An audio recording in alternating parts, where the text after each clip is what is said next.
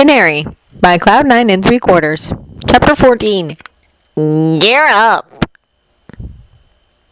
Midoriya couldn't remember when his free time was filled with something other than research. Research into what, you might ask?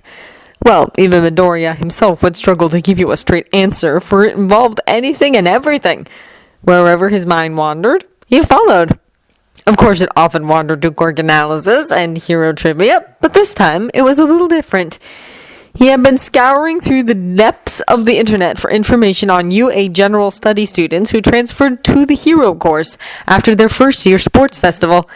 If he was aiming to do so himself, then he might as well gather as much intel on the process as humanly possible.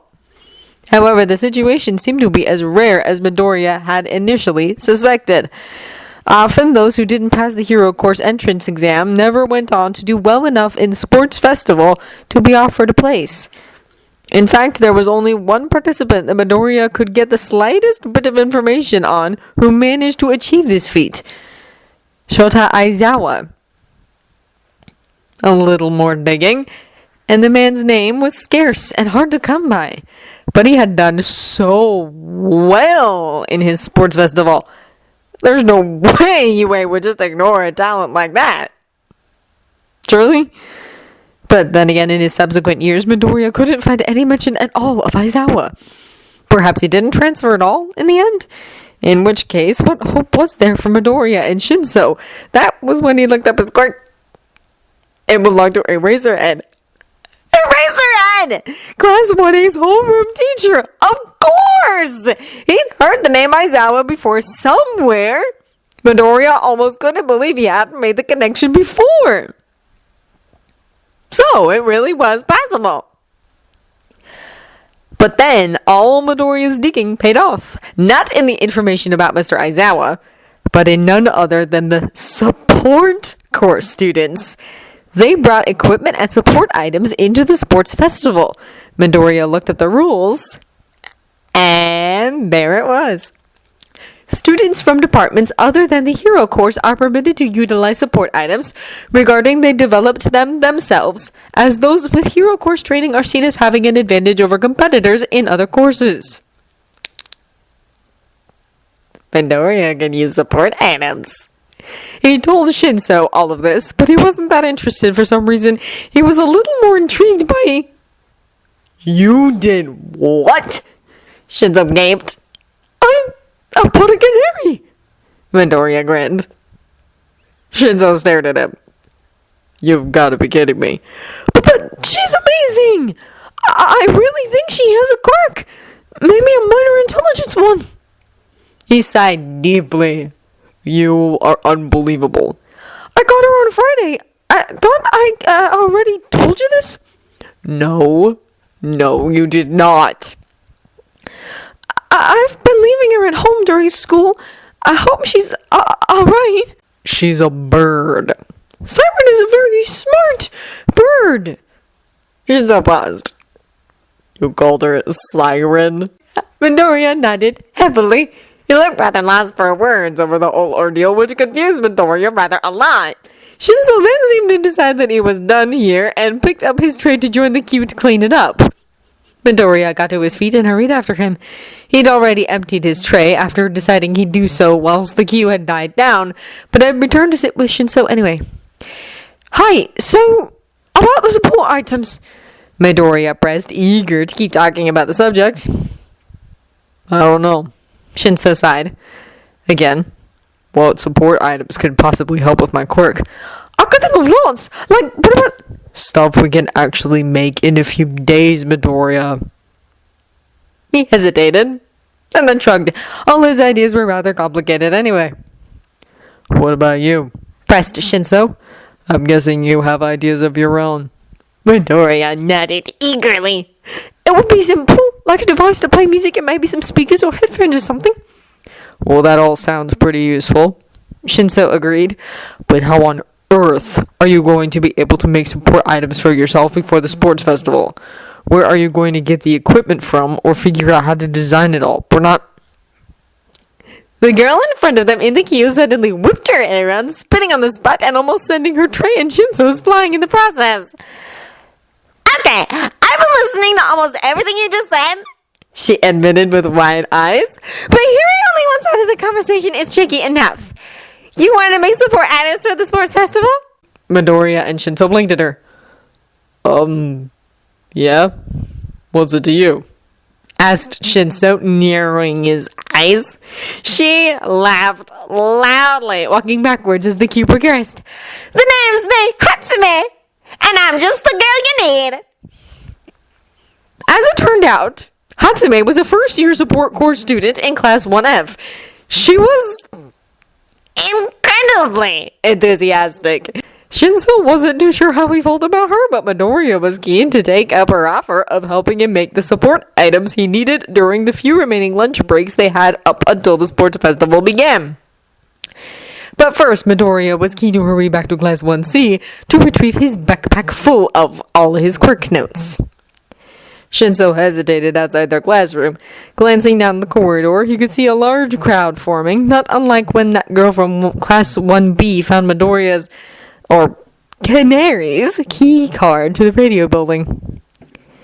Leaving Midoriya to collect his things in Class 1C, Shinso wandered down towards the group in curiosity. "We're the class that survived a real villain attack," Shinso heard a voice say from just beyond the open door to Class 1A. "They'll want to see us for their own eyes." Shinso's eyes widened. It was that boy, Bakugo. Bakugo stopped short of the group, glaring at a guy from Class 1D standing near the front. "At least now you know what a future pro looks like," he leered. "Now move it, extras." Shinso gritted his teeth as he heard the distant voices of Ida and Uraraka berating him for calling people extras just because he didn't know them. But Shinso had already heard enough. He pushed through the ground, making his way to the front. "So this is Class 1A," he growled. He'd only met a few of them before, but other than Ida, Uraraka, and possibly that frog girl he'd been briefly introduced to, and maybe Jiro wasn't so bad, every one of those hero course students seemed... "I heard you were impressive," Shinso continued, now facing Bakugo head-on. "But you just seem like a bona fide bastard." Bakugo snarled at him, his hands twitching with barely contained rage as Ida and Uraraka stared on from behind him, a little terrified by the confrontation. "I wanted to be on the hero course," Shinso admitted. He saw how Uraraka's expression warped as he said that. "But like far too many others here, I was forced to choose a different track. Such is life." He saw the crowd moving to his left, and Midoriya burst past Kaneko, who was standing nearby, almost stepping on her tail as he appeared by Shinso's side, looking frantic and rather scared. Shinso glanced at Midoriya before turning back to Bakugo. "If any of us do well in the sports festival, the teachers can decide to transfer us to the hero course. But you've only got 2 spots available, so they might have to transfer people out to make room. Either way, me and my friend here are after those spots, so I wouldn't be so keen to be such an egotistical maniac, or you'll regret it come next week." Bakugo's eyes turned to Midoriya. "I don't see a reason to be worried." Midoriya flinched before turning to Shinso. "Come on, we're just aggravating them further. We shouldn't..." "I'm not about to be beaten by UA's charity case," Bakugo added without a second thought. Midoriya froze, his hands twitching in mid-movement. Was he actually angry? The thought almost made Shinso smile. Angry little words go for the eyes. "You hear that, you mute quirkless bastard?" snarled the real bastard here. "Stay out of my way." Midoriya glared daggers at him. Shinso was actually impressed. He didn't think Midoriya had it in him. "Hey, you!" Bakugo's gaze was torn from Midoriya to look at the newcomer towards the back of the crowd. "I'm from this one being next door to you!" the hero students shouted. Shinso rolled his eyes. Hero course students. Bakugo just ignored him, pushing harshly past Shinso and Midoriya to walk down towards the lunch hall. "Dude, where are you going?" exclaimed the red-headed Shinso had briefly encountered beforehand. "You gotta say something! It's your fault they're all hating on us, Bakugo!" "These people don't matter," he snarled, staring back at Midoriya again. "Huh? The only thing that's important is that I beat them." "Oh yeah," retorted Shinso. Bakugo hesitated, looking back at him. "What about Canary?" Shinso smirked, mimicking Midoriya's death stare. "He's not in the hero course either." "Then I'll crush him." And with that, Bakugo stormed off alone.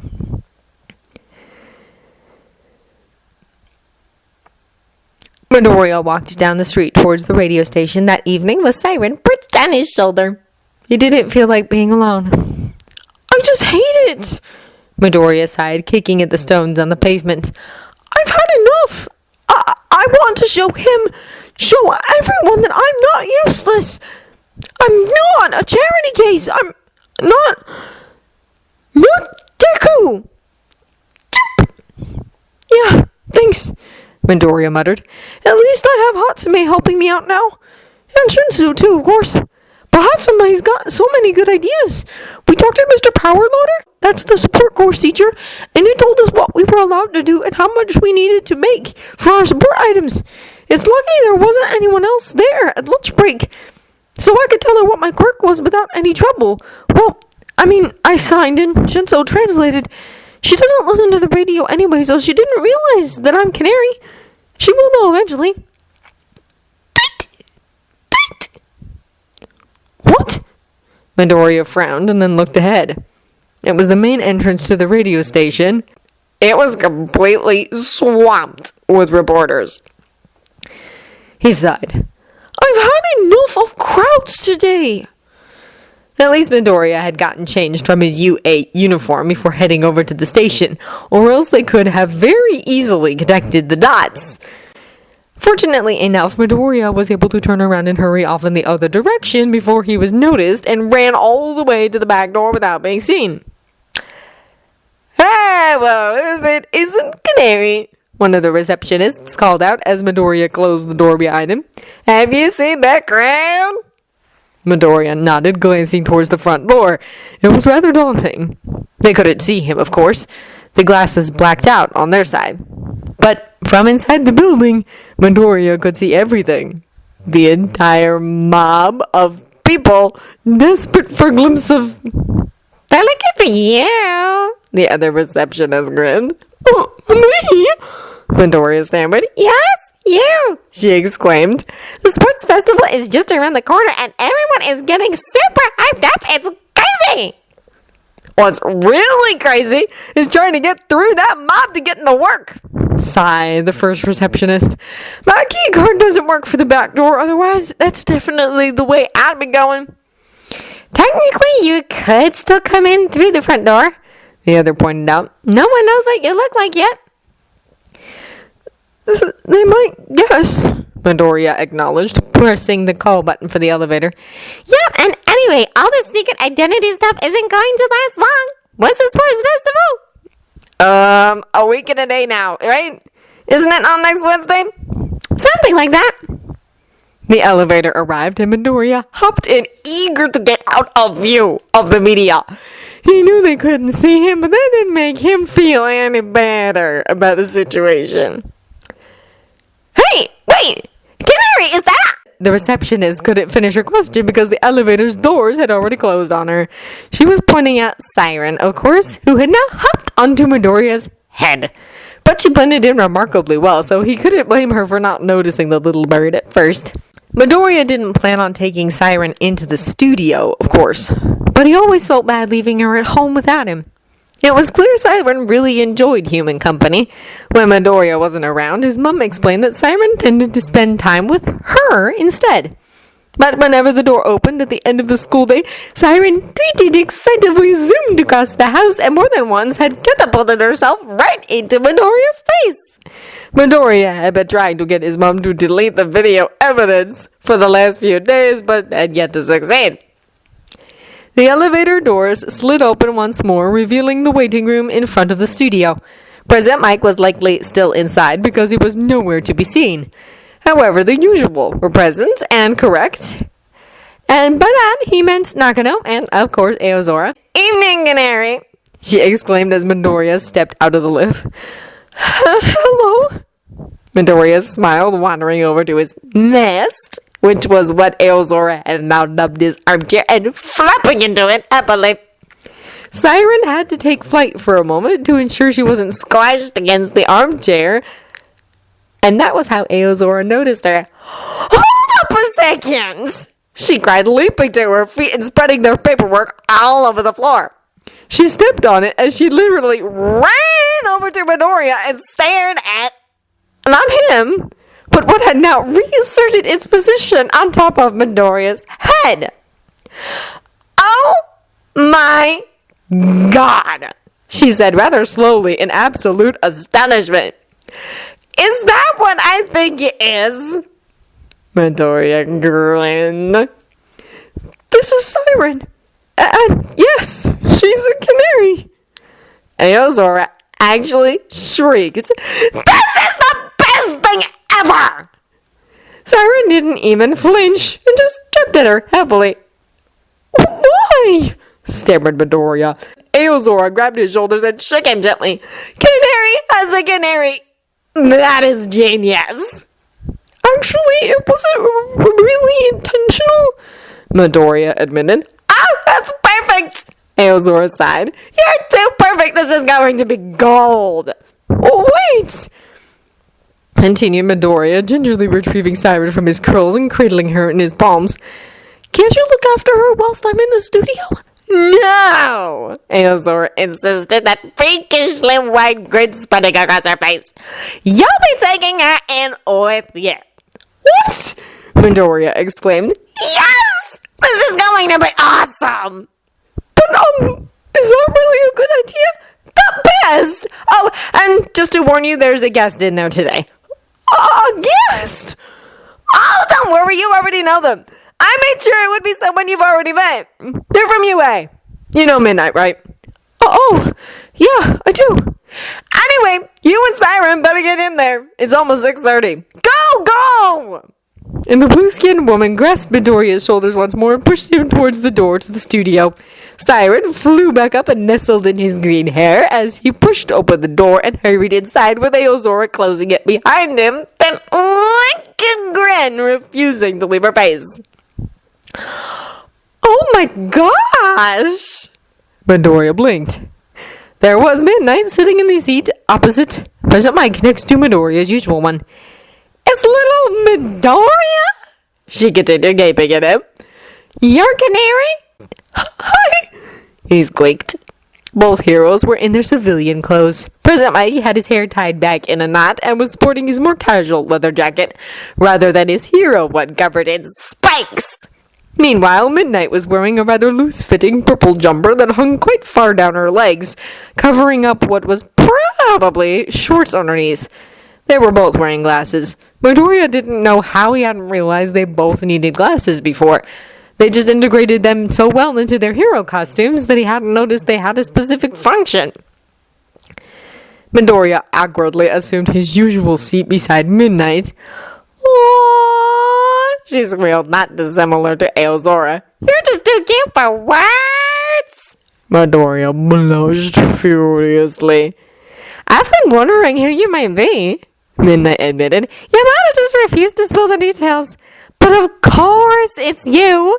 I wouldn't want it to be any other." If it was possible, Midoriya grew even redder. "Don't bring him off!" President Mike exclaimed. Midnight ignored him. "Oh, but you're singing! It's just... yes!" "Memori! Seriously!" interjected President Mike, adopting his "I'm not getting around anymore" voice. Midnight laughed. "Are you excited for the sports festival then, dearie?"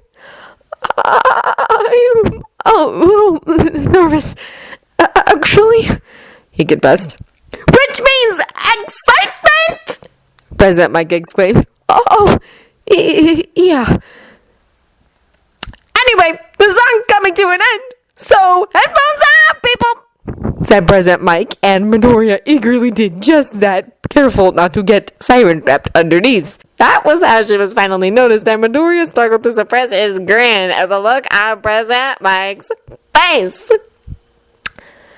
President Mike's radio show. Tuesdays and Thursdays, 1830 to 1930. Canary's hour. Silence. President Mike. Canary? Canary. Yep. President Mike.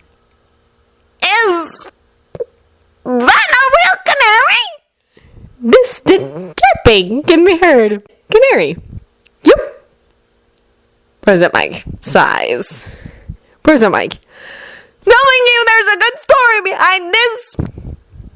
Canary. Oh, okay. So, President Mike and Brunette laughing.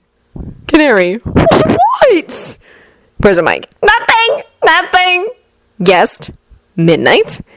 Do continue. I'm intrigued. Canary. Oh, okay.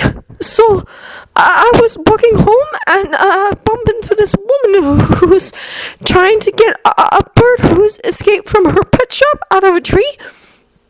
And she said she needed to whistle to get her down, but she couldn't whistle. So I did it.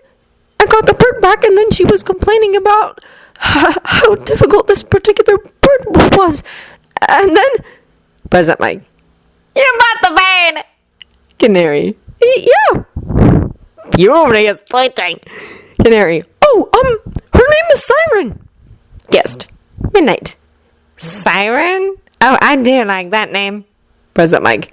So, why Siren? Canary. Oh, that's because sirens are mythical creatures, like mermaids who sing to sailors and guest. Midnight. And make them fall hopelessly in love. So the poor boys swim out to sea only for them to be dragged into the depths by the sirens and eaten alive. A brief moment of silence follows before Siren chirps contentedly. President Mike. And you called your bird this? Canary. It suits her. President Mike. The man-eating demon creature. Canary. Oh, happy tweeting. Guest. Midnight.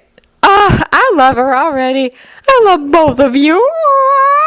You all don't know what you're missing out on. Our canaries are adorable. President Mike. And you broke it him. Guest. Midnight. Oh, but it's true. President Mike. Anyway, welcome to Canary's Hour. And our guest, the wonderful Midnight, will be staying with us until the end of the show. Can I get a yeah? Guest. Midnight. Yeah. Canary. Yay. President Mike. What is with the yay? Siren. Beats. Guest. Midnight. Siren's joining in. Oh, I love her so much. President Mike. As per tradition, before I forget, Canary tells a fact. Canary. Oh, I need to start preparing these before I come here. The smallest bird in the world is the beehive hummingbird, and it's 5 centimeters or 2 inches long. President Mike. What? Guest. Midnight. My nails are longer than that. Canary. You have very long nails. Guest. Midnight.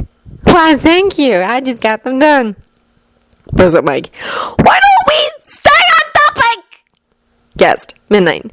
Canary, why don't I just put him to sleep and we can do this ourselves? Canary laughs and Siren chirps at Midnight. Canary.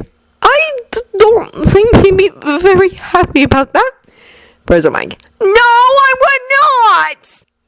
Guest. Midnight. We can stay on topic then. A bee hummingbird, did you say? Well, I don't think President Mike would like a bee hummingbird. President Mike. I wouldn't. Canary. Why not? Guest. Midnight. Check his hero fact page. Canary. Why? President Mike. What are you plotting? Oh, Canary's got his phone out. They're whispering something to each other. Listeners, if this is the last you hear from me, by midnight. Canary gasps and Midnight giggles. President Mike. Oh no! Canary, you have atomophobia? President Mike. What? Canary, you're scared of bugs. President Mike. Moving swiftly forwards! Midnight laughs evilly and Siren joins in. President Mike. We have the Canary questionnaire to complete! Canary, oh, yeah. President Mike. Why don't we start with calling someone up? Yes, Midnight. Once when we were at UA together, there was a bug in President Mike's gym uniform, and President Mike. The number to call is 5550100! Call to save a life, i.e. mine! The dial tone for the phone rings out over the radio, drowning out Midnight's voice. Siren joins in and repeats the ringtone. Listener. Hello? President Mike. Welcome! You've made it all the way to Canary's Hour on Put Your Hands Up Radio! Canary. Anyway, Midnight, you were saying? President Mike. No! Listener. Oh my god! Hi! Wow, I'm actually talking to you guys! This is so cool! Canary. Nice to meet you! What's your name? Listener. Hi, Canary! I'm Kagura! I'm like a huge fan! I've booked tickets to the sports festival, so you better be a first year because that's the event I'm seeing! Canary. I guess you'll just have to wait and see. Guest. Midnight. He's adorable, Kagura. You're going to absolutely love him. Listener. Kagura. So, he is a first year? Guest. Midnight. Curious, little one, aren't you? President Mike. Anyway, Kagura, what would you like to ask us? Listener. Kagura. Oh, right. Hi again, Canary. Canary. Hi. Listener. Kagura. I really love your time on the radio. It makes my day so much better. Canary. Thank you. Listener. Kagura. So my question, since your quirk is about singing, do you play an instrument? And if so, what do you play? Canary. Oh, yeah, I do, actually. I play quite a few. Piano, violin, guitar, drums. It's just a fun pastime. Listener. Kagura. Oh, wow! You really play a lot. President Mike. And it's really good! Canary.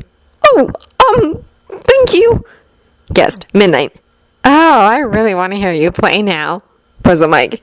Do you have a song request, Kagura? Listener. Kagura. Sure thing. Aw, sorry for scaring you earlier, my little canary. Fond Midnight, pulling Midoriya into a very constricting hug. It's okay.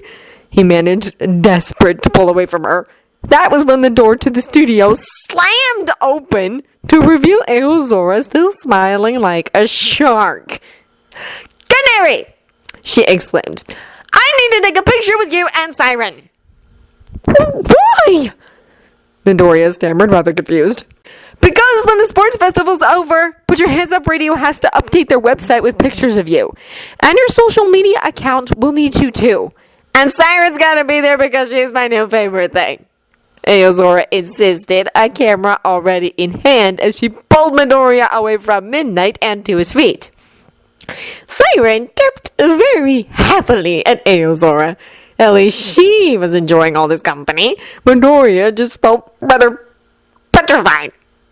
Aozora led him out of the room, leaving Midnight to continue to rave about how sweet he was to President Mike. She positioned him in front of a clear white wall and stood back to take a picture. Midoriya had never felt so awkward in front of her, and that was saying something. Ah, Canary! Aozora sighed. It's a camera, not a gun. Come on, Siren. Help me get his act together, she said jokingly, not expecting Siren to take action. She lifted off his head and hovered before him, breathing frantically. Midoriya laughed and smiled at the bird. She really was strange. Perfect! Aozora exclaimed. Wait, what? Now back into the studio. We'll take another photo in a minute once you have the thing. Oh, what thing? What? I don't... But Midoriya couldn't finish his sentence because Aozora had already hurried out of the room and shut the door in his face. Midnight grinned. I told you that girl would be a good hire. Present Mike. And we're back. Canary. Okay. Present Mike. Now, before we get to that thing. Canary. One thing. I'm so confused. Guest. Midnight. Just wait. It'll be adorable. You'll see. Canary. Should I be scared? Guest. Midnight. No. Present Mike. Moving on. We still have some questions to answer, Canary. Canary. Oh, right. Present Mike. Pick a question. Any question. Canary. Okay. This is from Thoughtfully Beautiful Witch. And they ask, do you have any hobbies that don't have to do with aerobics? Guest. Midnight. Oh, they also asked if you were single. Canary. Yes. Midnight. Squirrels. Canary. Yes. I do have hobbies. As we said earlier, I, play a lot of instruments and stuff. Present Mike. Any dances? Guest. Midnight. You dance? Present Mike. We've broken him again. Midnight. Definitely might a girl from his mouth. Siren tweets aggressively. Guest. Midnight. Aw, I love Siren. She's so protective and adorable. Look at those fluffed out little feathers. Present Mike. One more question before Siren kills somebody. Guest. Midnight. Oh, let me choose one. Canary. Oh no. Guest. Midnight. Don't worry, I won't choose a bad one. Oh, this one's good. It's from several wombats in a trench coat. Canary snickers. Present Mike. Is there a jokey that's going over our heads, or is that just a funny concept? Canary. Oh, the collective noun for wombats is wisdom. Present Mike. No, it's not. Canary. It is. Guest. Midnight. I would just trust him on this one. Present Mike. Then I am. Anyways, what did they ask? Guest. Midnight. Hey there, Canary. Who's your favorite teacher at UA? A brief moment of silence promptly filled with a whistle from Siren. Canary. Guest. Midnight. Me. It's me. Present Mike. No, it's definitely me. Guest. Midnight. I'll give you extra marks on your next homework. Present Mike. You can't bribe him. Guest. Midnight. You're only saying that because you can't bribe him.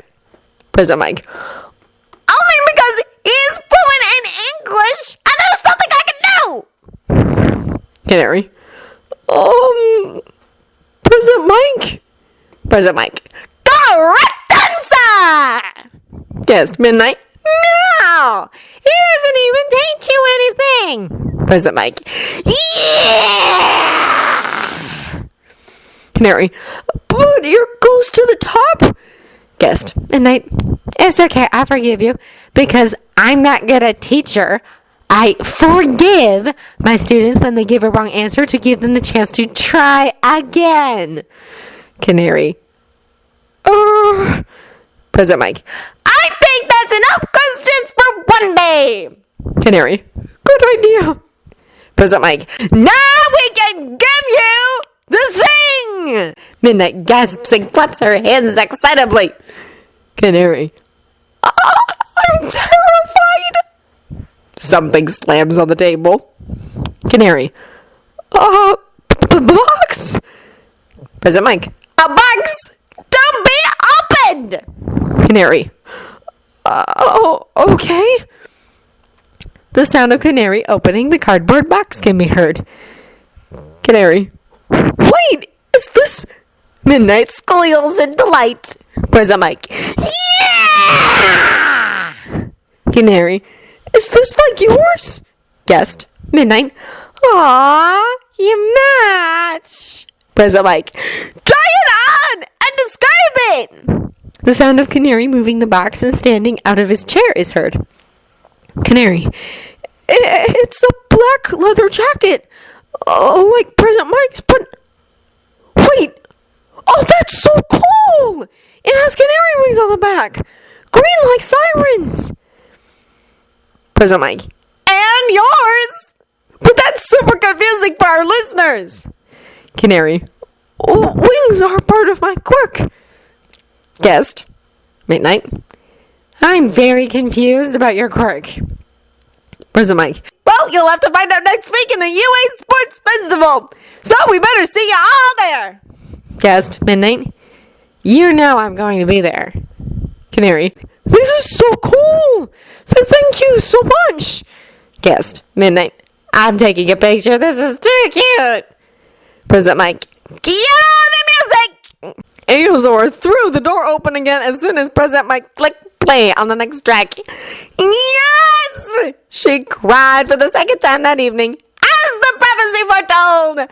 Munching leather jackets. Aozor shot a look at Present mic. How dare you decide not to wear your hero costume today? Now I can't take a picture of the two of you. I'll wear it on Thursday, I promise! Present mic exclaimed. Please forgive me! He added mockingly. Following the wise words of Midnight, that I shall. Aozora said solemnly as she dragged Midoriya from the studio to take another picture. Stumbling in front of the white wall again, Midoriya didn't find it as hard to smile this time. Angle yourself so I can see the wings, Aozora instructed. So he did just that with Siren perched on his open palm. She was better at photo shoots than Midoriya was, it seemed. Aozora squealed again in the utmost delight as she got the picture she wanted. She turned to Midoriya. I just thought I'd warn you. The sports festival's on a Wednesday, so you'll have Canary's hour the day after and the day before. Are you okay with that? Midoriya nodded happily. Are you sure? You might be really worn out after the sports festival's finished, she acknowledged. Oh, well, we get the day off school after the festival, Midoriya recalled. So we'll have all morning to recover, if I need to. Well, then, 2 more shows until the day. I'll be in the stands, cheering you on. Thank you. I'm sure you'll do great, she smiled, a little less terrifying, as she ushered him back into the studio. I really hope so.